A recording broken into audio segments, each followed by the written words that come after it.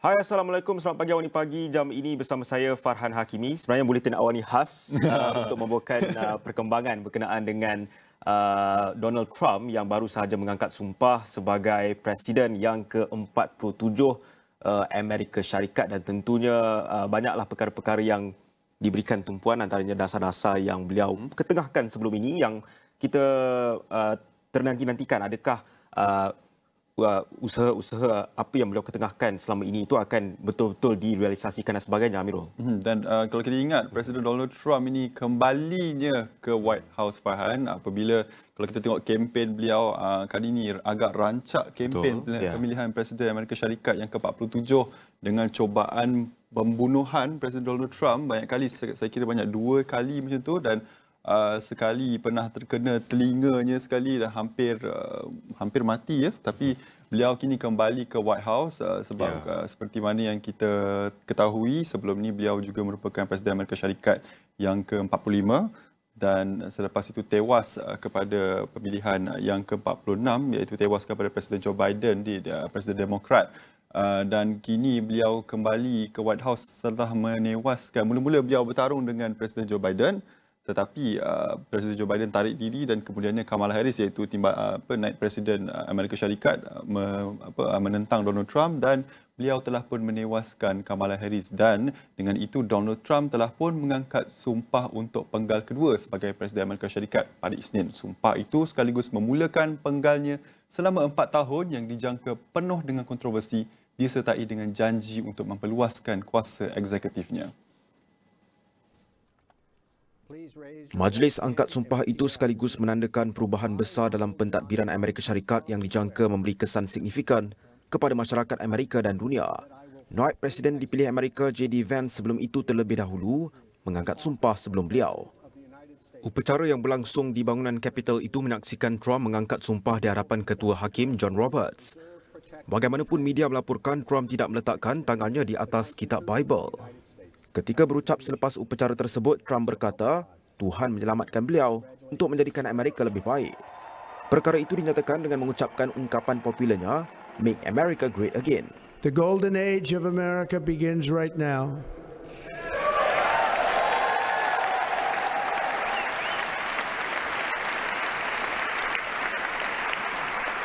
From this day forward, our country will flourish and be respected again all over the world. We will be the envy of every nation, and we will not allow ourselves to be taken advantage of any longer. During every single day of the Trump administration, I will very simply put America first. Menurut pegawai White House yang baru dilantik, Trump bercadang untuk menandatangani beberapa tindakan eksekutif dalam beberapa jam pertama beliau sebagai Presiden. Ini termasuk 10 tindakan yang memberi tumpuan kepada keselamatan sempadan dan imigresen yang menjadi keutamaannya. Upacara pelantikan ini juga menandakan kemuncak kebangkitan semula Trump yang berjaya melepasi pelbagai perbicaraan mahkamah. Ini termasuk dakwaan kerana cuba menggugat keputusan pilihan raya negara Uncle Sam itu pada 2020. Dan Presiden Donald Trump secara rasmi mengumumkan pembentukan kumpulan penasihat baharu yang bertujuan melaksanakan pemotongan besar-besaran dalam kerajaan Persekutuan, dan ia mencetuskan pelbagai tindakan undang-undang segera. Dan kumpulan ini dikenali sebagai Department of Government Efficiency ataupun DOGE, diketuai bersama oleh Ketua Pegawai Eksekutif Tesla, Elon Musk.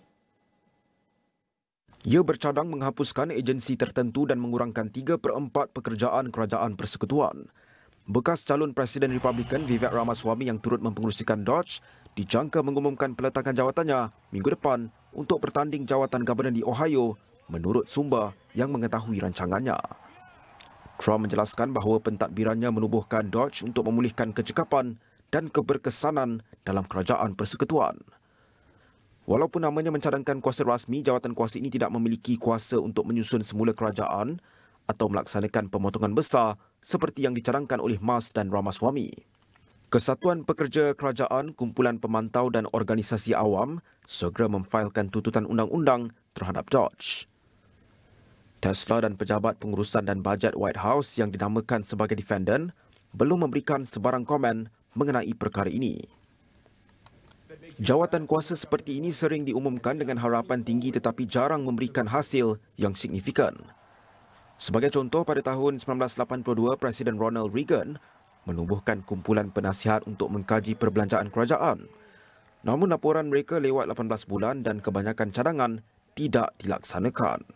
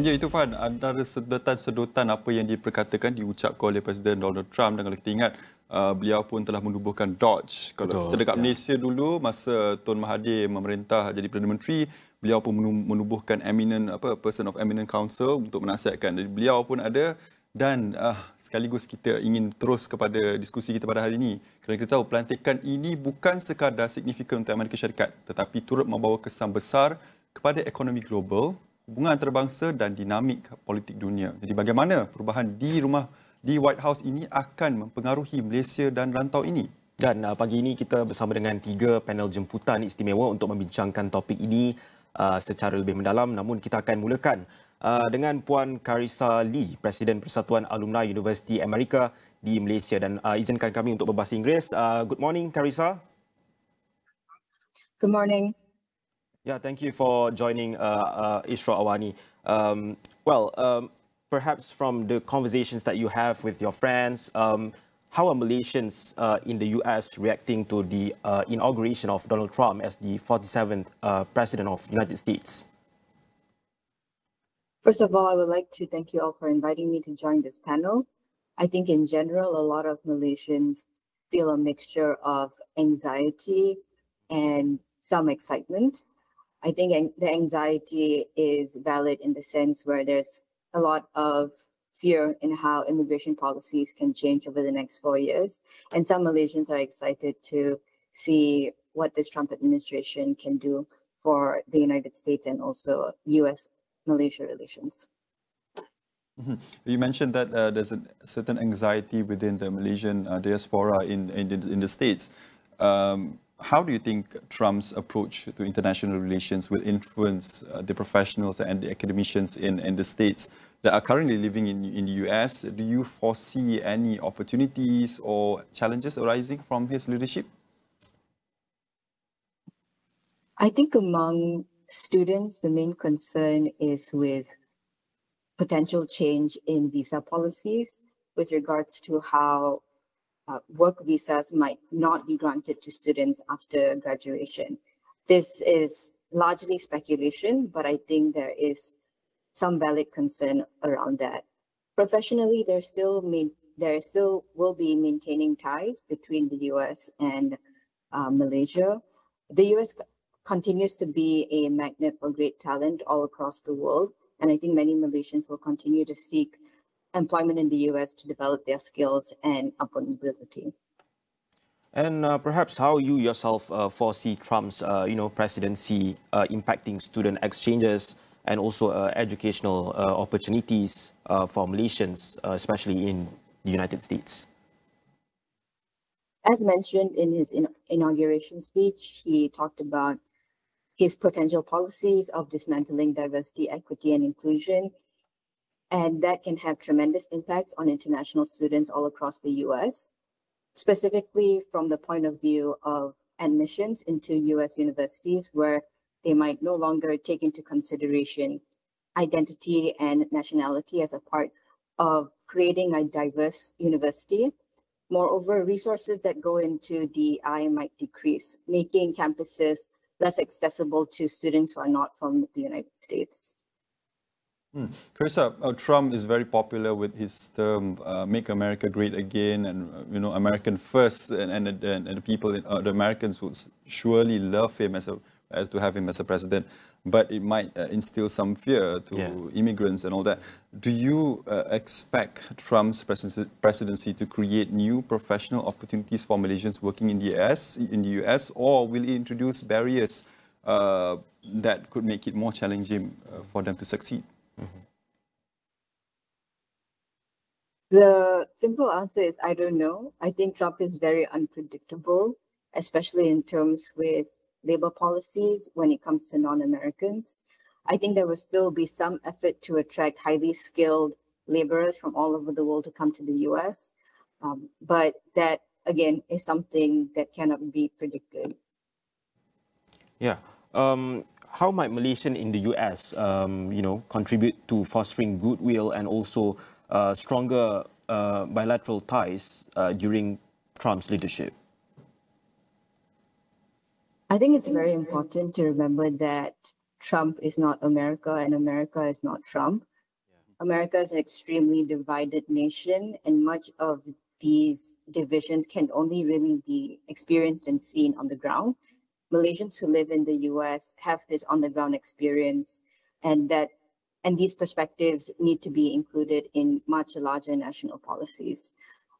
What I'm trying to say is that Malaysians who live in the US need to continue to foster dialogue with Malaysians back home, especially policymakers, to really understand how the American public and also the American government is thinking and moving over the next 4 years.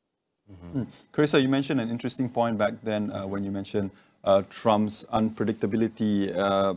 Given his unpredictability, how do you think Malaysians, especially students or professionals in the US, can adapt or prepare for these potential challenges in policy shifts or opportunities under his leadership?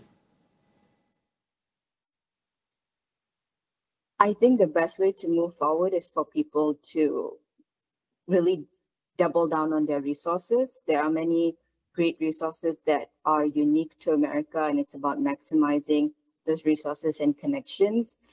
If there is unfriendly immigration policies moving forward, Malaysians can continue to take those networks and resources back home if push comes to shove. But if nonetheless, there are so many ways that people can be creative with somewhat difficult policies. And I think Malaysians in general are very resourceful in difficult times. Yeah, perhaps residing in the Connecticut state, you might have forged some friendships with, fellow people from ASEAN countries, Asian countries. What are their views on, Trump being the president of the United States? Generally, there's quite a lot of negativity around Trump's second presidency. And I say that because of the state that I'm living in right now and the university that I attend. But I don't think that's true across the board, even among Asian immigrants who live in the US. I think there is a lot of anxiety over, yes, immigration policies, but also a potential rise in racism and hate crimes that will make America less hospitable to people who are not from here. Charissa, since you mentioned again and again that the challenges faced by the immigrants is the unfriendly policy environment towards the immigrants, what steps do you think the Malaysian government can do to assist its citizens in the US? I have previously volunteered with the Malaysian embassy based in DC. I think the best way the Malaysian government can assist Malaysians is to continue strong communication and connection to the Malaysian diaspora over here. It's very important that everyone has official and clear communication so that we know how to react and what are our resources for safety if anything does come up. Well, perhaps before we wrap up, do you have anything to say to fellow Malaysians who live in the US or people who are coming to the US? I would like to reiterate what I said earlier. Trump is not America and America is not Trump. I think it's really important that we continue to maintain an open mind and continue conversations that go across different political opinions. Ya, baik, kita mengucapkan terima kasih kepada Puan Charissa Lee, Presiden Persatuan Alumni Universiti Amerika di Malaysia atas ulasan ataupun komen berkenaan dengan pelantikan Trump sebagai Presiden ke-47 Amerika Syarikat dan juga mungkin berkongsikan apakah pandangan rakyat Malaysia yang tinggal di sana dan juga mungkin sebahagian warga negara daripada beberapa negara Asia lah berkenaan dengan Trump dan juga polisi-polisinya yang dilihat agak kurang senang dengan imigran dan sebagainya. Banyak lagi yang kita nak bawakan kepada anda bersama dengan dua lagi tetamu kita yang akan berada di atas talian, tetapi kita perlu berhenti berehat seketika. Kita akan kembali selepas ini.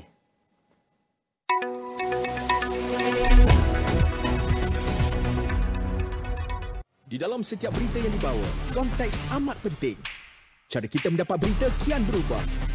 Melalui media sosial maupun saluran digital yang lain serta kaca TV. Kami sentiasa membawakan yang tergempar dan terkini. Kita buat sesuatu yang berbeza. Berteraskan acuan verifikasi yang diamalkan supaya setiap fakta adalah sahih. Daripada analisis pelbagai sudut yang mendalam, laporan-laporan khas dan perbincangan yang membina negara. Inklusif, suara rakyat kami ajukan. Keseimbangan persepsi kami pastikan. Kerana setiap cerita mempunyai impak yang tersendiri dan perlu dibawa dengan penelitian yang terperinci. Pastikan Astro AWANI menjadi pilihan anda tidak kira di mana sahaja anda berada. Saluran berita paling dipercayai di Malaysia.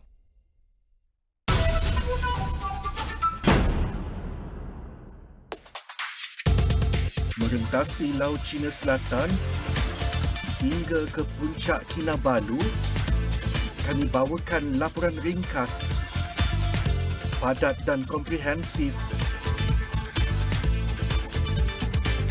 5 minit Awani Sabah Plus setiap Khamis dan Jumaat 8.25 malam hanya di Astro AWANI. Menjadi yang terbaik di ASEAN bukanlah mudah. Drama bola sepak yang berterusan. Pertembungan tumpuan menjelang tiba. Sejarah bakal dicipta. Wira pasti bangkit. Saksikan KL City FC dan Terengganu FC. Shopee Cup secara langsung di Astro Arena Bola dan Astro Go. Bintang kembali menyengat.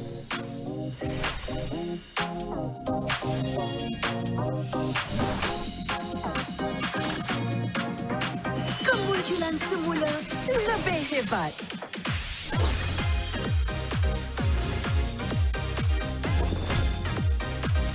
Gegar Vaganza, Ahad 9 malam di Astro Ria dan Astro Go. Malaysia sebenarnya berada di kedudukan kedua terburuk di dunia berkaitan keseimbangan hidup dan kerja. LRT3 sudah akan mula beroperasi suku ketiga 2025. Kerja-kerja fizikal dan penstrukturan sudah mencecah 95%. KPM sebenarnya sedang memperincikan cadangan untuk menyediakan allowance kos sara hidup tingkatan 6. Libat urus antara umat Islam dan agama lain penting supaya dapat mengelakkan ataupun membawa kepada Islamofobia.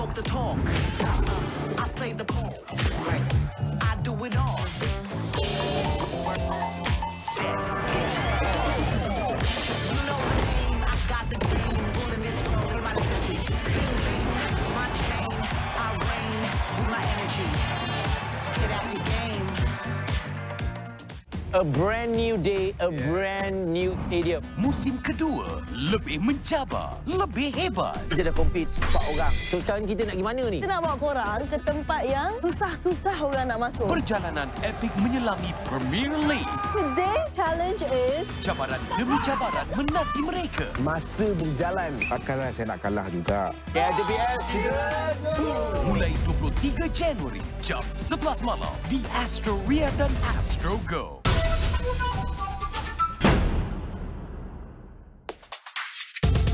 Melintasi Laut Cina Selatan hingga ke puncak Kinabalu, kami bawakan laporan ringkas, padat dan komprehensif. 5 minit Awani Sabah Plus setiap Khamis dan Jumaat 8.25 malam hanya di Astro Awani. Tapi macam kenal, Sepatu Reunion Live kini kembali. Kau sengaja betul-betul harga bawa M2 ni. Dengan jenaka yang pasti mencuit hati. Dah macam berudu tau. Kadang-kadang kita sendiri dah memang outstanding je.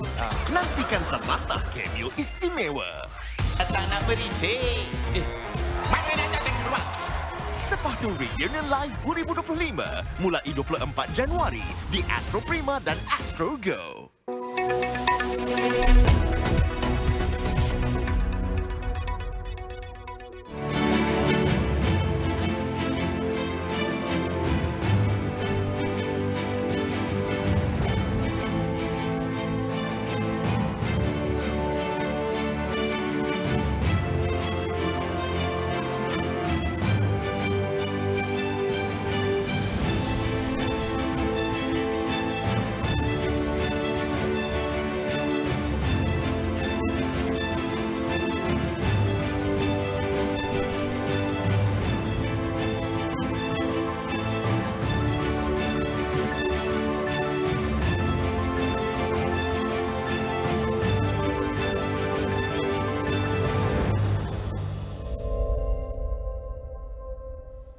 Baik, masih lagi bersama saya Farhan Hakimi dan rakan penyampai Amirul Aiman. Kalau tadi di blok pertama kita dah dengarkan perspektif ataupun pandangan berkenaan apakah yang dirasai oleh warga Malaysia susulan oleh pelantikan Trump ini dan juga polisi-polisi yang beliau akan ketengahkan sebaik sahaja beliau menjawat jawatan Presiden yang ke-47 Amerika Syarikat.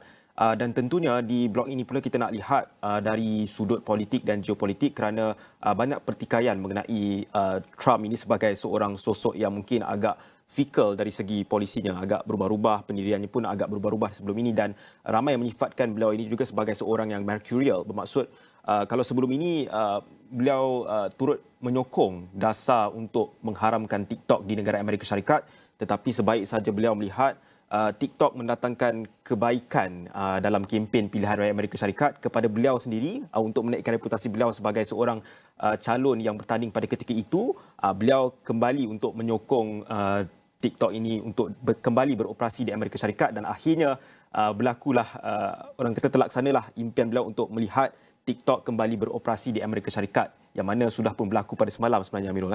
Ya, kalau kita lihat juga Donald Trump ni dari segi watak figura beliau dia agak unconventional. Kalau dari segi kempen-kempennya, dari segi ucapannya sebagai seorang presiden pun beliau selalu memberikan ucapan yang orang kata grand statement seperti yang dinyatakan dalam debat-debat pilihan raya before this. Dia cakap macam dalam konflik di Asia Barat beliau akan selesaikan dengan begitu cepat. Dan juga konflik di Rusia Ukraine juga beliau akan menyelesaikannya dalam tempoh 24 jam. Kita nampak juga hasilnya di konflik Asia Barat, kejahatan senjata telah pun dicapai dan juga pelbagai lagi janji-janji yang beliau telah orang kata apa tengah utarakan, telah janjikan kepada rakyat Amerika dan mungkin ini adalah masanya untuk kita nilailah hari pertama beliau pun beliau akan menandatangani beberapa executive order. Betul. Dan itu dari segi sudut politik dan geopolitik dan itu yang akan kami bawakan kepada anda dalam blog ini untuk membincangkan. Sebab tadi kita dah bincangkan seperti Fang kata tadi, perasaan rakyat Malaysia. Sekarang ni kita nak tahu juga apa kesannya dari segi sudut politik dan geopolitik. Sebab kita tahu Amerika Syarikat walaupun sebuah negara yang mungkin jauh daripada kita Farhan, tapi dia adalah sebuah kuasa ekonomi yang besar, sebuah kuasa politik yang besar. Dan untuk itu kita akan bersama dengan Encik Tharma Pillai, Pengasas Bersama Undi18 dan juga penganalisis politik. Hi, good morning Tharma. Thank you for joining us at our Buletin AWANI Khas today. Hi, good morning. Thanks for having me. Thank you. So maybe the first question, do you foresee a shift in Malaysia's positioning as a middle power in global politics in response to Trump's leadership? How can Malaysia navigate potential challenges and opportunities that might arise from his leadership? All right, thank you. So I think firstly, we have to understand and recognize that the global geopolitics has shifted over the past decade. What we've seen is that there has been a shift to greater polarities of the world, whereby it's not as simple anymore. We can say that Pax Americana is pretty much over because of the rise of countries such as China. You have other countries such as even Russia trying to exert its dominance. Even you have countries even as recently as over the past few months, you can see even countries like Turkey trying to show that they also have a regional power. Countries such as India trying to also demonstrate that they are powerful. So you can see that there's a greater polarity or multipolarity in the world that we exist in today, because the fundamentals is that the economic strength of the world is not belonging to the US alone. You're looking at the weakening of many Western institutions and Western countries. So when there's a weakening in one side and a strengthening of other parts of the world, so you have that multipolarity. So how does Malaysia adapt, and how do we look at positioning ourselves in this multipolar world? I think we've seen from Dato Sri Anwar Ibrahim in his very recent interview, actually just coming out earlier, just yesterday, in terms of how he sees it. He sees the situation as Malaysia having to adapt and work together with all parties. And I think this has been the stance for Malaysia for a long time, where we've been very strong in terms of emphasizing that we are not just neutral, but we are actively neutral. So active neutrality means that we are not just passive and just waiting to see what countries decide or what are the big boys deciding, but we're actively working together through specific blocks. So working using United Nations, but we're also working with blocks such as BRICS in order for us to be able to have closer ties or closer relations with upcoming or strong countries that are coming into power at the moment, right? So one of the key countries right now is China, and we can say that Malaysia has a very close relationship with the Chinese government, and our trade, economic, and also geopolitical relationship is very strong at the moment. So I think that's the balance that Malaysia is trying to seek, to be able to benefit from both sides, and to be able to work together with everyone, but fundamentally to put Malaysian interests first, and to be able to get the best deal from all sides for the Malaysian public. Yeah, and Malaysia is often seen as a middle power between China and also the States. And with Trump's tougher stance on China, how can Malaysia continue to position itself as a mediator without jeopardizing its diplomatic ties with either side? And with China as Malaysia's largest trading partner, and largest trading partner, and also the United States as a primary investor, how can we continue to position itself between these two countries? All right, I think Malaysia has a very important position and opportunity to play, because in year one of Trump, I think we've had this conversation before. One thing about Trump is that he is rather unpredictable. There are some fundamentals that he is consistent with. For example, that when he comes in, he is going to implement tariffs, not only for China, but also for many other countries that he sees there is a trade deficit between the US and that particular country, right? Trade deficit just means that we are trading more into the US than the US is trading into us, right? So when he sees that these are the situations for these countries, so he feels that there must be a tariff to even it out. So I think these are a few policies that he's going to be quite consistent. He also wants to be more isolationist in terms of and less interventionist, right? So I think there's a few things that he may want to do, but even that, he's changing his style. You're looking at his rhetoric around Greenland, rhetoric around Canada, rhetoric around other countries. You can see that he is quite a temperamental and changeable person, right? You look at a TikTok ban also, right? So fundamentally, I think the first year is very important to set dynamics and set the tone. And that's why Malaysia is quite lucky that we have the opportunity using the ASEAN chairmanship of 2025 to position ourselves as the voice of ASEAN, as the voice of 700 million people in the world, right? And be able to negotiate and also show that we are strong, we are united, and there is a need for the new American administration to take this region seriously and to be able to negotiate and also do deals with us in a fair and just manner. I think that's something that's very important.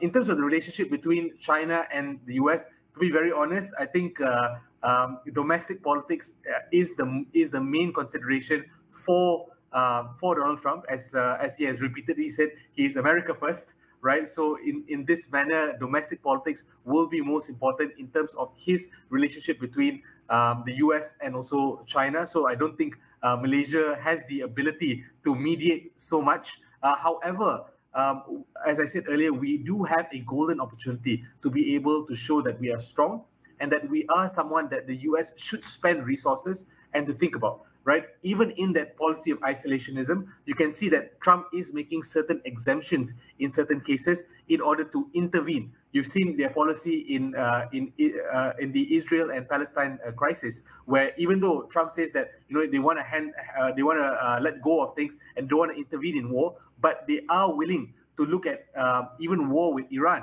right? And this is part of the consideration, right?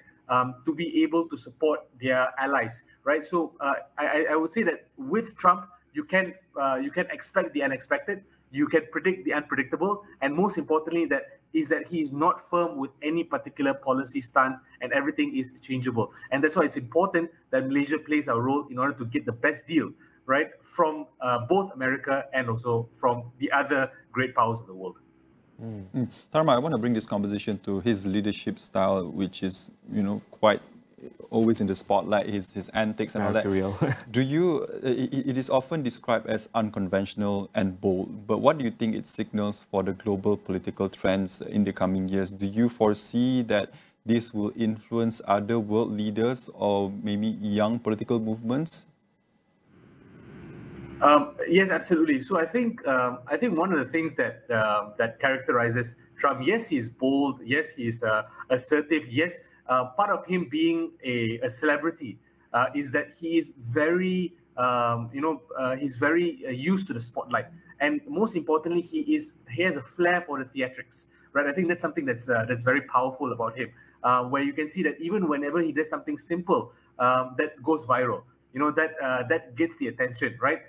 People know 90% of his speeches, 90% of what he says, but that 10% or 5% of his theatrics, that is what grabs the headlines. And when it grabs the headlines, it defines the narrative, it defines the conversation. I think that's something that's very powerful about him. And it's not just about his domestic political strategy, but also his global political strategy that is very important. Right, so I think that's something that's very interesting in terms of what many leaders around the world, especially young leaders, can take to him. I do think that compared to previous American presidents, he is the most social media savvy. Right, because of domestic political reasons, he felt that the mainstream media. He always complains about the mainstream media, so he opted to completely abandon the mainstream media except for Fox News. But even at one point, even Fox News was not in favor of him. So he spoke directly to his audience. He utilized social media. At that time, he utilized Twitter very, very effectively, right, to be able to speak directly to his audience. So I think that kind of authenticity is something that a lot of voters resonate with, and that they are looking for, right? To be able to speak directly, to speak clearly, and to be able to be very clear and firm with this is what I am representing and this is what I want to do, right? So I think that communication methodology and authenticness is something that a lot of leaders are adopting and adapting towards nowadays. Of course, there is also a criticism in terms of his movement towards populist ideas and populist politics. So populism, when people say populism, is just such a very general word, but fundamentally populism means that you're looking at things that have good soundbite, that are good rhetorically, that are good politically in a short term, but may not be the best for you in the long term, right? So for example, you look at a certain immigration policy that the US has adopted under Trump 1.0, right? That he's looking to do again in his second term. That had some economic harm to the US and shrunk certain US markets. Some things that he was against was, for example, certain environmental policies that were beneficial in the long term, but he was not against, or he did not like. Therefore, he pulled out from things such as the Paris Agreement and other international agreements that were beneficial for global climate change agenda. So I think that there's a few things that he is doing that some leaders are also following, right? To be very populist, to overpromise, right? And essentially to look at the short-term gains in order to win win elections, right? So I do think that's something that is harmful, but unfortunately, a lot of leaders around the world are also adapting that narrative, and also a lot of leaders are also looking at national narratives or domestic politics or domestic interests over regional or international interests. But I think this is mostly the West. However, in ASEAN, in Malaysia, recognizing that we are a smaller population, right? We only have less than 35 million people, right, in Malaysia. So we cannot adopt a 100% domestic politics focused foreign policy. We do have to play the cards. And I do think that ASEAN as a platform is something that's very valuable. BRICS as another platform is also very valuable in order to maintain Malaysia's soft power. So I do think that the perspective, we also have to take with a pinch of salt the actions that he can do as the American president versus what a leader in Malaysia can do, recognizing our different strength, our national position globally, our economic strength, and other factors.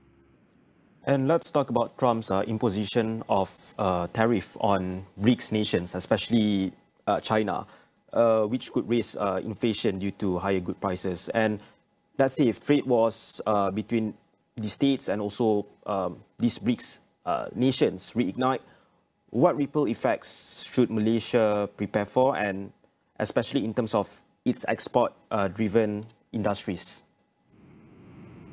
All right. I think firstly, in terms of our trade, of course, we do have significant trade with the United States. That's something that's obvious. They've been one of our biggest trading partners over the past few decades, and the US has invested a lot into Malaysia as one of their major trading hubs in this part of the world. I do think that the new American policy will see tariffs not just against us, against Malaysia, because we are part of we've decided to join BRICS, but as I said earlier, against any country that they see as having certain trade deficits with the United States. So I don't think that Malaysia can necessarily escape it, right? But what we'll be hoping for from the perspective of Malaysia and ASEAN is that the tariffs against countries like China will be stronger by the US, and countries like Malaysia and ASEAN will be weaker tariffs, right, or lower tariffs, and that will mean that there is a differential in policy treatment, right? So while there is some tariffs, it's not as punishing. So that means that Malaysia will have the opportunity, similar to the past, to benefit from the outflow of companies, outflow of businesses, and outflow of industrialization from countries like China into Malaysia, right? So we've seen, I think, in the ASEAN region, two of the countries that benefited the most from Trump 1.0 in his tariff policy were countries like Vietnam and Malaysia, where many big businesses moved from China into our countries, and therefore added to our jobs, added to our GDP, added to our tax base. So I think that was something that was valuable. And I think that's the best case scenario, right? Where we hope that there is a differential in tariffs, while we can expect that tariffs will already be there. So I think that's the first part. The second thing that we can do is to ensure that we continue to build our industrial base, right? Ensure that we are not completely reliant on American technology and American know-how, and purely that American trade, to be able to diversify. So diversification is very important in this case. So I think one of the challenges that Malaysia has is to identify what are industries that we can develop in Malaysia that can strengthen us, and that does not rely on external IP or external knowledge, right? That is a Malaysian-centric industry that requires Malaysian expertise, and we're not simply a repackaging unit or repackaging factory, right? Because it's very often that countries around the world, especially from America and Europe, come over to Malaysia, they repackage, but they do not have any informational knowledge sharing. And when that happens, it's very easy to take away, right? It's very transient, it's very short term, right? It may last for a few decades, but the add-on effect to Malaysia is minimal. So in that case, Malaysia must pursue in a more knowledge-based economy and invest in real manufacturing and real industrialization, not just lower-level manufacturing industrialization. You have to have mid-level and higher-tier investment in technology. So I think that's something that will set us apart and that will benefit us. And Malaysia is uniquely able to do that based on our economic conditions, right? Because number one, we have a high capacity for intellectual labor, but we also have access to cheaper labor, right? We have access to good supply chains. We have access to a lot of things that can benefit us if we choose to do so. So I think the hope is that over the next 5 years, the Malaysian government works constructively towards making Malaysia more industrial ready and more foreign policy proof lah. Right, in terms of if let's say there is any changes in policy from China or the US, right, Malaysia is still wealthy and prosperous. Baik, kita mengucapkan terima kasih kepada Encik Tharma Pillai, Pengasas Bersama Undi18 dan penganalisis politik atas perkongsian dari segi sudut politik dan geopolitik impaknya setelah Donald Trump kembali ke White House buat kali kedua, Farhan. Tadi Buletin AWANI Khas kena berhenti rehat seketika, kita kembali selepas ini dengan sudut yang lagi satu pula, sudut ekonomi pula. Kita kembali selepas ini.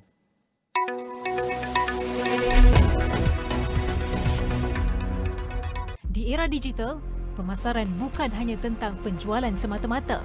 Penceritaan menarik jadi kekuatan dalam membina hubungan perniagaan, tingkat pengetahuan, perkasakan perniagaan anda. Saksikan segmen JWSME dalam program Awani Pagi dan Niaga Awani setiap Isnin hingga Khamis di saluran 501. Dibawakan oleh penaja utama jelajah jiwa SME, Unify Business, rakan digital pilihan anda. Tapi macam kenal, sepatu Reunion Live kini kembali. Kau sengaja betul-betul harga bawa M2 ni. Dengan jenaka yang pasti mencuit hati. Dah macam berudu tau. Kadang-kadang kita sendiri dah memang outstanding je. Nantikan terlatah cameo istimewa. Tak nak berisik. Mana nak jatuh keluar? Sepatu Reunion Live 2025 mulai 24 Januari di Astro Prima dan Astro Go. Bintang kembali menyengat.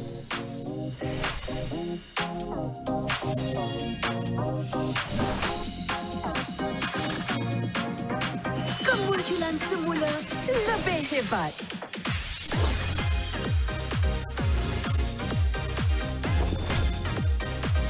Gegar Vaganza, Ahad 9 malam di Astro Ria dan Astro Go.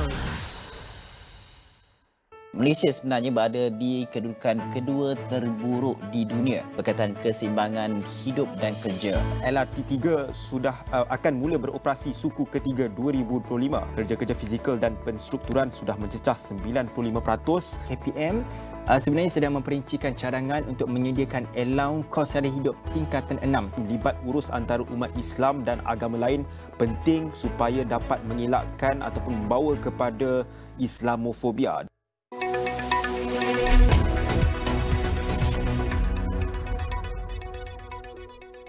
Baik, kembali lagi dalam Buletin Awani Khas untuk membawakan perkembangan berkenaan dengan Donald Trump yang baru sahaja menjadi Presiden yang ke-47. Presiden Amerika Syarikat setelah beliau mengangkat sumpah di bangunan Capitol, Washington DC. Dan tentunya kita nak melihat apakah dasar-dasar yang beliau ketengahkan. Tadi kita dah sentuh berkenaan dengan isu geopolitik. Ada sedikit saya selitkan berkenaan dengan ekonomi juga. Saya minta guest ulaskan berkenaan dengan dari sudut geopolitik, politik dan juga ekonomi. Tetapi di jam ini kita nak fokuskan berkenaan dengan ekonomi semata-mata. Dan kita nak lihatlah apakah dimensi yang tidak kurang penting, iaitu kesan ekonomi daripada pelantikan Donald Trump sebagai Presiden Amerika Syarikat. Dan untuk itu kita terus saja bersama dengan Encik Lee Heng Guie, Pengarah Eksekutif Pusat Penyelidikan Sosio-Ekonomi, yang akan mengupas dengan lebih mendalam tentang bagaimana dasar ekonomi Trump boleh mempengaruhi bukan sahaja ekonomi global tetapi juga Malaysia dan juga keseluruhan rantau. Baik, good morning Mr. Lee. Good morning to everyone. Yeah, first of all, how do you see Donald Trump's economic policies such as his America First agenda shaping, the global economy in his second term? With the Trump 2, version 2, I think every investor market should prepare themselves mentally, physically, on how to deal with this potential shift in the US Trump what called economic trade agenda, and how would that impact on the global economy, global trade, investment flow, and even the foreign exchange market. So I think under Trump 1, we saw how the tariff war imposed on the China and counter-attack by China and some of the major trading partner of the US, it to some extent had punctured the global growth and also the global supply chain.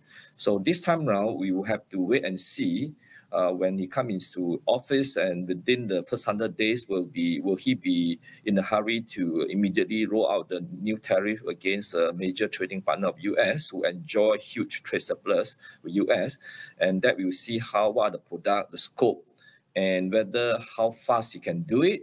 So then only we can assess the potential impact, spillover effect on the global economy and also into countries which are enjoying trade surplus with US, or in particular the Asian economy, including China, ASEAN, which have a high export orientation in terms of how they impact on the trade flows and also the spillover onto the global supply chain.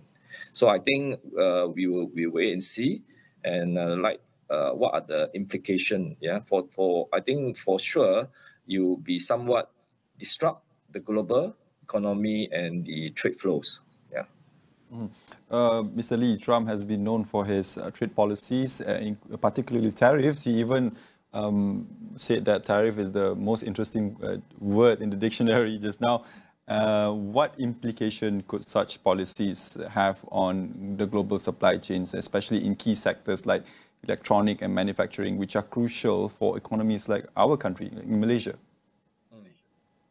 I already mentioned, I think to put it in a simpler form, I think the impact of the tariff on any particular country will be via three channels: trade channel, income channel, and also the investment channel. So trade, obviously, when the US impose tariff on the any country punya product, their cost will be more expensive. So they'll be less competitive if you export to US compared to those countries that Trump does not impose a tariff. Okay.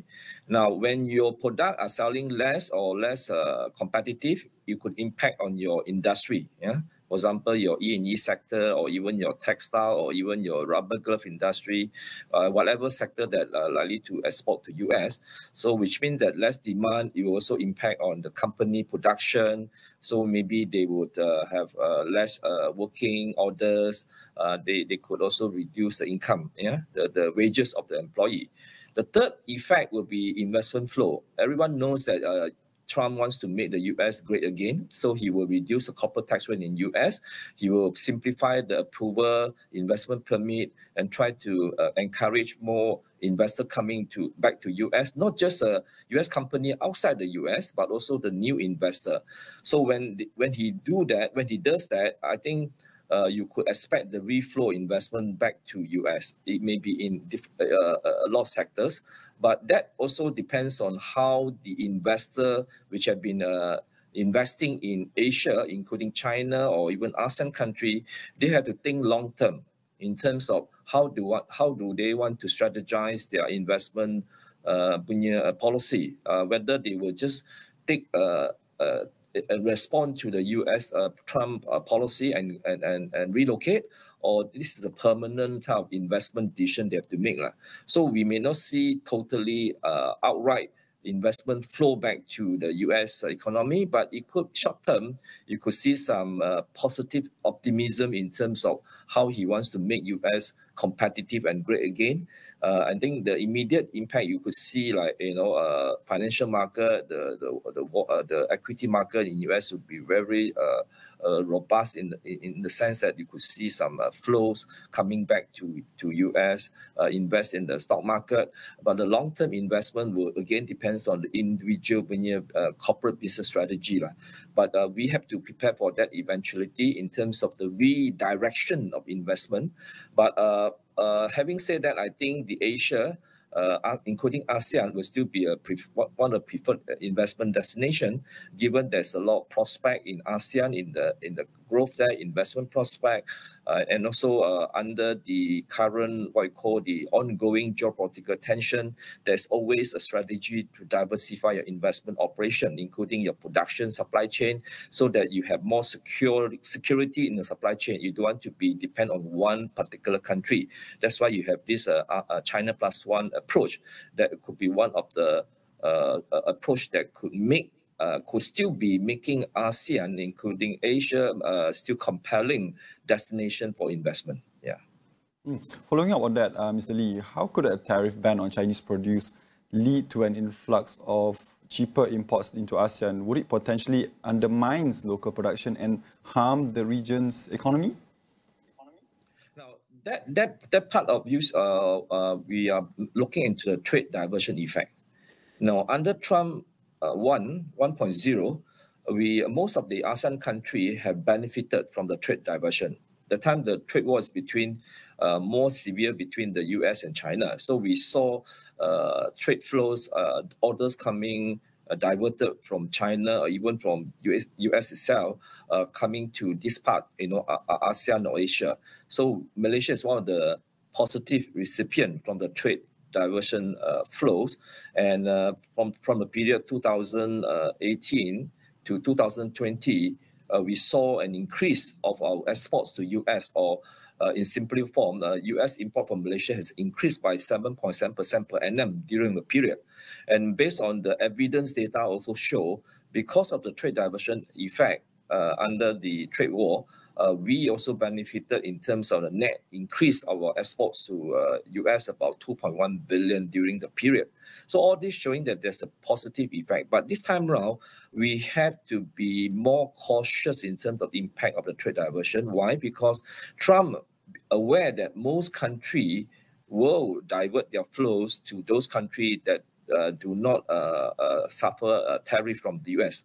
So they call it rerouting, rerouting. Like we saw during Trump 1.0, some of the solar panel, washing machine, and etc., they came to Asia, ASEAN, including Malaysia. So this time around, under Trump 2.0, in addition to US plan to impose high tariff on China, he also imposed a blanket tariff between 10 to 20% onto other countries. So he knows there's a way for you to try to evade from paying the tariff. So to some extent, the effect of the trade diversion effect for under this current Trump 2.0 will be somewhat lower compared to the Trump 1.0. So I think we may also still be affected, but to some extent we have, as I mentioned earlier on, we have to look at what the scope what are the product, and I believe Malaysia is still most of the US company are still investing here, in particular in the semiconductor industry, and Malaysia now supply close to 13% of global supply in terms of global semiconductor, like your packaging, assembly. So I think we are still quite important to the US company. And recently we saw a lot of US company come here to have their data center and in the AI development. So I believe Trump administration, they will continue to support the US corporates. I don't think they're going to shoot on their own foot. And hopefully that will be a more manageable impact on us. Yeah. Yeah, and the world has been paying attention towards, this tariff imposition, inflation, and whatnot. But then, are there like specific economic risks that Malaysia should be prepared for, considering Trump's potential influence on, global commodity prices? Okay, now that's a very interesting question. But if you read over yesterday, Trump said that he will sign an executive order, more targeting an energy policy. So he wants to go back to oil and gas, encourage the U.S. company to increase production, more drilling activity. That could increase more supply. When you have more supply, it could also help to lower the crude oil prices. So I think that this saying that under Trump, you may see a cheaper oil and gas price. That could be good for inflation. But on the other side of the risk is that when Trump is going to continue to make U.S. more robust, okay, and with the tariff, you make the import prices of the consumer goods more expensive for U.S. consumer. So there is also potential risk of inflation coming back. So what should the Fed chairman do? Something like similar to other central bank. They may be watching very closely on inflation. I think to them, if inflation risk is coming up and the labor market still remains strong, then the Fed may continue, raise interest rate instead of cutting rate, or even lower the number of rate cuts. So under that scenario, you could see the financial market and the foreign exchange market will be somewhat expected some form of volatility. So for Malaysia, you could see the capital flows will continue to remain in US.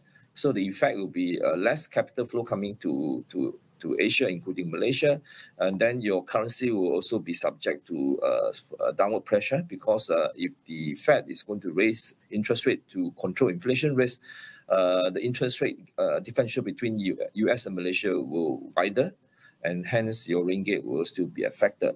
So these are potential risks we have to watch out. How the Trump economy and trade policy agenda impact not just making US group, but also the risk of inflation. But the other side, which I mentioned about, he wants to encourage more supply of energy. That could also positive effect onto on the crude oil prices. But bear in mind, Malaysia also a net exporter of crude oil. Malaysia need, if oil price stay high, it will be good for Malaysia in terms of fiscal revenue. That's something that we also have to be beware about how the impact of the Trump policy on the different variables, not just the trade, investment, but also the energy and gas industry, and how that impact on the oil price. Yes.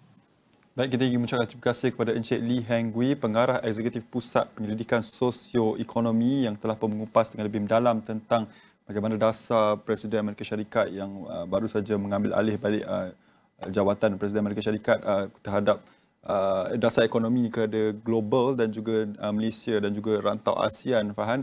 Dan saya kira banyak yang telah kita bawakan kepada anda dalam Buletin Awani Khas ini. Pertama, kita telah mengupas mengenai reaksi rakyat-rakyat Malaysia di Amerika Syarikat yang sedikit kira ada kegusaran sedikit dengan dasar-dasar imigrasi yang agak kurang friendly, orang kata, kepada imigran, dan juga dari segi sudut pandangan Encik Tharma Pillai pun telah mengeluarkan pandangan dari segi geopolitik dan sebagainya, dan Encik Lee Heng Guie juga membawa kupasan dari segi sudut ekonomi, Farhan. Betul, dan tentunya kami akan bawakan perkembangan selengkapnya di astroawani.com dan saluran 501 dan juga buletin-buletin awani yang selanjutnya. Baik, itu sahaja yang kami dapat bawakan kepada anda dalam Buletin Awani Khas pada pagi ini. Saya Farhan Hakimi. Dan saya Amir Rahman. Salam hormat, kita jumpa lagi.